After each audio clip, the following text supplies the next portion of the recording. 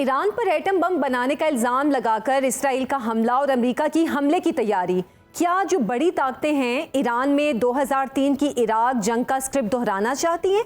जी, script दोहराना तो किसी को जाहिर है जंग का शौक तो नहीं है, but at the same time हर मुल्क ये रियलाइज करता है कि अगर जंग इम्पोज की जाए तो उसका जवाब देना चाहिए। एंड ईरान जो लोगों के हिसाब से नजर आ रहा है मुझे, लोग काफी तैयार हैं एंड लोग रेडी हैं। 2003 जो 1980 और 1988 के दरमियान जो ईरान इराक वॉर था, उसके दौरान लोग कहते हैं कि यहाँ पे लोगों ने बहुत ज्यादा कुर्बानियां दी हैं, तो this is nothing for them and they are ready to extend the war if they want and to get peace if they want, but they are saying that ये लोग कह रहे हैं कि ये किसी भी चीज को जबरदस्ती नहीं करेंगे, ना जंग जबरदस्ती करेंगे ना पीस जबरदस्ती करेंगे। अच्छा जॉन, अमेरिका और इसराइल ईरान में रिजीम चेंज की बात क्यों करते हैं? क्या नई हुकूमत ईरान का एटमी प्रोग्राम खत्म कर देगी, इसलिए रूहानियों की हुकूमत खत्म करने की बात होती है? नई हुकूमत आएगी तो खत्म करेगी। आई फील नई हुकूमत आने के चांसेस जो मुझे नजर आ रहे हैं वो बहुत कम है। लोगों का जो जनरल सपोर्ट मैंने गेज किया है, मार्केट्स में जाके, स्ट्रीट्स पे जाके, पार्क्स पे जाके लोगों से पूछा है, यकीन करें कोई भी इस वक्त, I think Raza Shah Pahlavi तो बताया जा रहा है वो तो बहुत ही दूर, मतलब he is not even into the consciousness of Iranians, उनको तो लोग जानते ही नहीं है यहाँ पे इस तरीके का माहौल है। बट जो लोकल भी कहते हैं कि रिजीम चेंज हो सकती है या ऑपोजिशन पार्टीज को लाया जा सकता है, इस वक्त कोई सेंटिमेंट लोगों का नजर नहीं आ रहा, ना ही विलिंगनेस नजर आ रही है कि कोई जो है वो रिजीम चेंज की जाए। लोग इनफैक्ट गवर्नमेंट की सपोर्ट में, I would say it's not a regime per se but government, and the people are in support of the government despite what the international media is saying, because I am seeing things on ground differently. सही। अच्छा, Iran में regime change का जो अमरीकी मंसूबा है ये कितना काबिल अमल है? क्या आप समझते हैं कि ईरान के हालात इस नहज पर हैं कि अवाम जंग के दिनों में हुकूमत के खिलाफ सड़कों पर निकल आए? और जैसे कि आजकल रजा पहलवी को भी हम सोशल मीडिया पर काफ़ी एक्टिव देख रहे हैं, तो क्या वो भी इस रिजीम चेंज के मंसूबे का हिस्सा होंगे? देखिए, सवाल ये कि अगर रिजीम चेंज का कोशिश करनी होती तो अभी तक कोई आया क्यों नहीं सड़कों पे? दैट्स द, या आपको खबरें आ रही होती हैं, आप भी देखती रहती हैं न्यूज़, आपको खबरें आ रही होती हैं कि फॉर एग्जांपल लोग बाहर आ गए हैं रिजीम के खिलाफ जो है वो, और कितना एस्केलेशन चाहिए लोगों को कि यहाँ पे रिजीम चेंज की कोशिश करें, अगर उनको रिजीम चेंज चाहिए तो? That is my question. If people are not, जाहिर है लोग बाहर नहीं आ रहे, तो यही तासुर जाता है कि यहाँ पे रिजीम चेंज की विलिंगनेस नहीं है, या अगर खौफ भी है लोगों को तो एटलीस्ट कोई तो यहाँ पे प्रोटेस्ट जैसे 2003 में हुए, 2017 में हुए, 2022 में हुए, कोई तो प्रोटेस्ट होता, but there is no protest happening. Reza Shah Pahlavi की जहां तक बात रही, Reza Shah Pahlavi and the Pahlavi monarchy and the Pahlavi dictatorship जो शुरू हुई थी, उसके बाद जो लोगों ने जुल्म देखे, जो भी सप्रेशन देखी, उसके बाद people are not willing to have them in power again, तो इसलिए आई थिंक के प्रोस्पेक्ट्स बहुत कम है उसके। अच्छा, पाकिस्तान में बहुत से एक और अहम इशू पर बात कर रहे हैं कि अब जबकि ये जंग शुरू हो चुकी है तो इजराइल ये कोशिश कर सकता है कि कोई फॉल्स फ्लैग ऑपरेशन करवा कर जो अमेरिका के इराक में या बाकी मुल्कों में जो उनके फौजी अड्डे भी हैं या जो उनके एसेट्स हैं उन पर हमला करवा कर तो ईरान के ऊपर ये इल्ज़ाम डाल दिया जाए। यकीनन ईरान की हुकूमत भी इस तरह की किसी भी कार्रवाई या प्लानिंग से वाकिफ़ होगी, या इस तरह की कोई बातें सामने आ रही हैं कि ईरानी हुकूमत इस तरह की प्लानिंग को रोकने के लिए कुछ कर रही है? देखें, फॉल्स फ्लैग ऑपरेशन ईरान की हुकूमत जो है वो तो बेसिकली दे आर इनडिफरेंट, वो उनको फर्क नहीं पड़ता अगर फॉल्स फ्लैग ऑपरेशन भी हो, जहाँ तक मैंने बात की है यहाँ पे ऑफिशियल से, इनको फर्क नहीं पड़ता अगर फॉल्स फ्लैग ऑपरेशन भी हो। सवाल ये है, आई थिंक इम्पोर्टेंट इस कॉन्टेक्स्ट में जो आपने पूछा, बिल्कुल सही पूछा, ये एक और सवाल चीज है कि डोनाल्ड ट्रंप साहब अपने बयानात क्यों इतना फ्रीक्वेंटली चेंज कर रहे हैं, और सेकेंडली अगर निगोशिएशंस के लिए कर रहे हैं तो क्यों निगोशिएशंस के दौरान ईरान स्ट्राइक कर रहा है कॉन्स्टेंटली इसराइल को? देयर आई थिंक ये दो चीजें अगर हम लोग मिला लें तो नजर क्लियरली आता है कि अगर फॉल्स फ्लैग ऑपरेशन भी होता है या अगर कोई ऐसी कॉन्स्पिरेसी होती है तो Iran will continue its operation normally, जिस तरीके से वो जो अटैक्स कर रहा है, जो रिटेलिएशन कर रहा है, वो नॉर्मली करेगा। फॉल्स फ्लैग ऑपरेशन का बहाना सद्दाम का यूज करना, सद्दाम एक कंप्लीटली डिफरेंट सिस्टम, डिपेंडेंसी थी वेस्ट के ऊपर, वेस्ट रशिया पूरा सपोर्ट कर रहा था सद्दाम को केमिकल वेपन्स दिए हुए थे, सद्दाम के पास एड बहुत सारी थी, सद्दाम के पास पूरी वेस्ट की सपोर्ट के साथ साथ अपनी टेक्नोलॉजी और ऑयल रिजर्व थे, तब भी ईरान जो है वो कामयाबी के साथ सद्दाम के साथ मुकाबला करके जंग के ऊपर हावी हो गया। तो आई थिंक के यहाँ पे तो अब ईरान और ज्यादा स्ट्रांग है, और जो है and we can only see what time tells us, ये तो वक्त ही बताएगा। अच्छा, एटॉमिक ईरान की अगर हम बात करें, जो कि सबसे बड़ा इशू जो उठा जिसकी वजह से ये इसराइल ने ये ज़बरदस्ती की जंग मुसल्लत किया ईरान पर, ईरानी फ़ौज, हुकूमत, पासदारान और सुप्रीम काउंसिल की तरह क्या ईरानी अवाम की भी ये दरीना ख्वाहिश है कि एटॉमिक ईरान हो? देखिए, ईरानी अवाम के अंदर बिल्कुल सेंटिमेंट मौजूद है। वो कहते हैं कि यार आप बनाएं न्यूक्लियर वेपन, हम आपके साथ खड़े हैं, आप बनाएं न्यूक्लियर वेपन।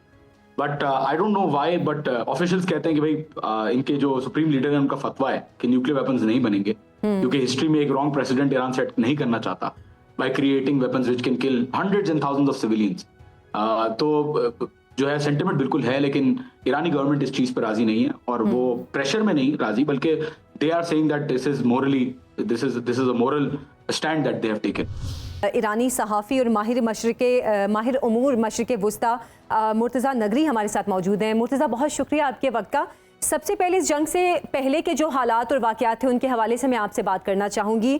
पेजर धमाके, उसके बाद इस्माइल हनिया की शहादत, उसके बाद टॉप ईरानी मिलिट्री क़यादत की शहादत, और अब जो जंग की सूरत हाल है, इतने सारे वाक़यात के बावजूद इसराइल की फ़ौज से या वहाँ की जो आला क़यादत है उनसे मोसाद नेटवर्क उनकी नज़रों से ओझल कैसे रहा? देखिए, मैं आपको एक चीज़ बताता चलूँ, ये जो आपने जिन टारगेट किलिंग्स की बात की है, ये कोई नई बात नहीं है। इसके शाखसाने अगर आप थोड़ा अरसा पीछे चले जाएंगी तो पाकिस्तान में मिलेंगे। एक ज़माना आपको याद होगा जब पाकिस्तान में डॉक्टर्स का, इंजीनियर्स का, बहुत अच्छे वकला का, जो हमारे मग़ज़ मुतफ़क्किर हैं, उनका कत्ल किया जा रहा था, उनकी शहादतें पाकिस्तान में हो रही थी फ़िरक़ावाराना बुनियादों पर। उनका नाम फ़िरक़ावारियत दिया गया था, लेकिन बज़ाहिर पाकिस्तान का मग़ज़ मुतफ़क्किर मारा जा रहा था। अगर आप थोड़ा सा पीछे की तरफ चले जाएंगी और एक लम्हे के लिए सोचेंगे कि क्या हो रहा था, तो आपको यही कड़ी मिलेगी। यही लोग, चूंकि पाकिस्तान के खिलाफ इसराइल इंडिया के साथ मिलकर एक अरसे से साजिश कर रहा है, चूंकि उसे अगर थ्रेट है तो या पाकिस्तान से है या ईरान से है। बाकी तमाम मुस्लिम ममालिक को आप उठाकर देखिए, कहीं पर किंगडम्स की सूरत है, कहीं पर जो है वो सूरत हाल मखदूश है, वहाँ की जो सियासी सूरत हाल है या इकोनॉमिक जो क्राइसिस हैं उनको आप देख रही हैं, वो काबिल बयान नहीं है। मैं उनको बयान करूंगा तो वक्त का ज़िया है।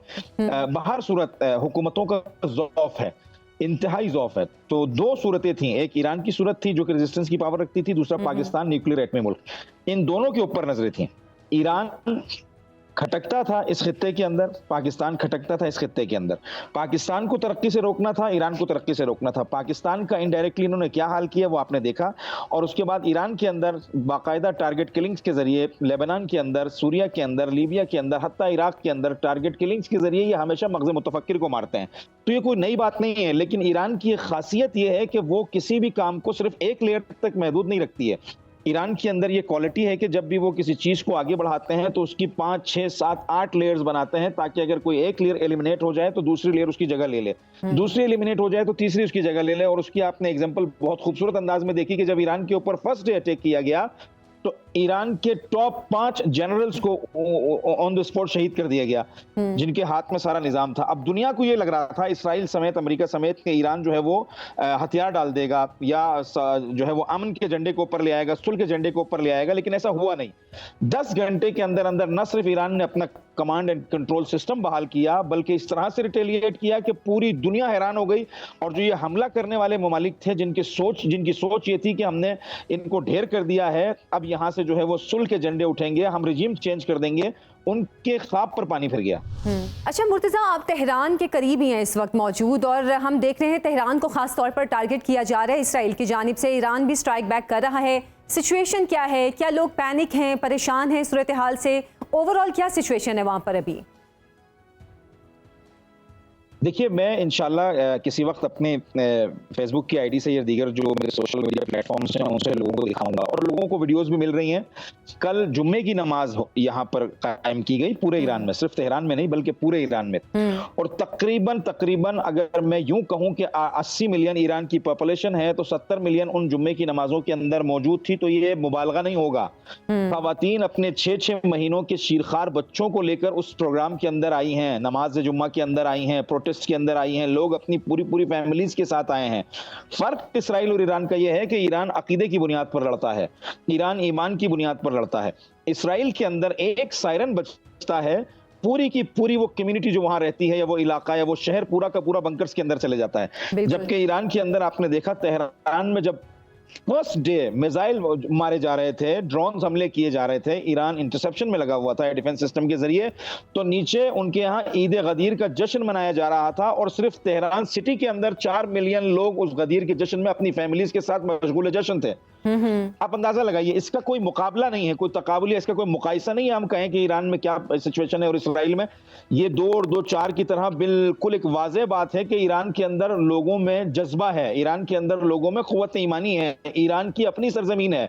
ये बात मैंने मेरा ख्याल है 365 पे भी ये बात कही थी कि ईरान के अंदर जज्बा ईमानी है, ये उनकी अपनी ज़मीन है, उनके हज़ारों साल से आबा अजदाद इस ज़मीन पर रहे हैं, यहीं पैदा हुए हैं, इसी की हिफाजत की है, इसी मिट्टी के अंदर गए हैं। वो इस ज़मीन के लिए लड़ेंगे, इसके लिए मरेंगे, 1 इंच इसका नहीं देंगे। उसकी मिसाल फ़लस्तीन आपके सामने है। फ़लस्तीनियों को इसराइलियों ने अमेरिका के साथ मिलकर, यूरोप के साथ मिलकर इस कदर मारा, इस कदर उनकी शहादतें हुई कि अगर कोई दूसरी कौम होती तो शायद वो ज़मीन तर्क कर देती। लेकिन 70-80 हज़ार जनाजों के जो उनको मिले हैं, मफकूदीन कितने हैं उसका भी अंदाज़ा नहीं है। 70-80 हज़ार जनाजे शहादतों के बाद भी वो कौम एक लम्हे के लिए अपनी ज़मीन छोड़ने के लिए तैयार नहीं है। फिर ये किस तरह से छोड़ेंगे? वो जो किराए के लोग हैं, वो जो बाहर से पकड़ कर लाए गए लोग हैं, वो जो मजदूरी की बुनियाद पर लाए गए लोग हैं, वो छोड़ के जाएंगे इंशाल्लाह, और आप देखेंगे बहुत जल्द वो वक्त आएगा। और ये मैं जज्बाती बातें नहीं कर रहा हूं, ये हकीकत है कि किराए पर लाए गए लोग हैं। खुद इसराइल का वजीर आजम नेतन्याहू क्या उस जमीन से ताल्लुक रखता है? इसराइल की पूरी काबीना उस जमीन से ताल्लुक रखती है। 70 सालों में एक गिरोह को, एक जत्थे को लाकर वहां उन पर मुसल्लत किया गया, और उन 70 सालों में गर्ब और अमेरिका ने अपना एक मिलिट्री बेस कायम किया इसराइल के नाम से, और वहां से पूरी दुनिया के अंदर, खास तौर पर गल्फ की जो कंट्रीज हैं जहां पर वसाइल हैं, इनके अंदर इनको काउंटर करने के लिए, इस खित्ते पर अपना भरम रखने के लिए, असर रसूख रखने के लिए एक जत्था इजाद किया गया जिसे एक मुल्क का नाम दिया गया, जबकि एक मिलिट्री बेस है नेटो और अमेरिका की, इसमें कोई दो राय नहीं है। तो यहां पर तो हालात बिल्कुल ठीक है, जिंदगी नॉर्मल चल रही है। मैं सुबह गया हूं, अपने बच्चों की स्कूल की फीसिस भरकर आया हूं, मैंने सारे निजाम किए हैं। कई ज़ायरीन जो यहाँ पर बेचारे जा नहीं सके थे, किसी भी बुनियाद पर फंसे हुए थे, उनको लाके खाना खिलाया है, उनको वापस भेजा है। ये सारी एक्टिविटीज नॉर्मली चल रही हैं। मैं खरीदारी कर रहा हूँ, मैं सब कुछ कर रहा हूं, आपके सामने बैठा हुआ इत्मीनान से बात कर रहा हूं। किसी बंकर में नहीं हूं, मेरा घर है ये। यकीनन ईरानी अवाम का जज्बा काबिले रश्क और काबिले तारीफ है, जो कि जंग की सूरत हाल में इस वक्त भी वो अपने रूटीन के मामलात के साथ साथ लोगों की मदद में भी पेश हैं। बहुत बहुत शुक्रिया, मुर्तज़ा नगरी हमारे साथ मौजूद थे।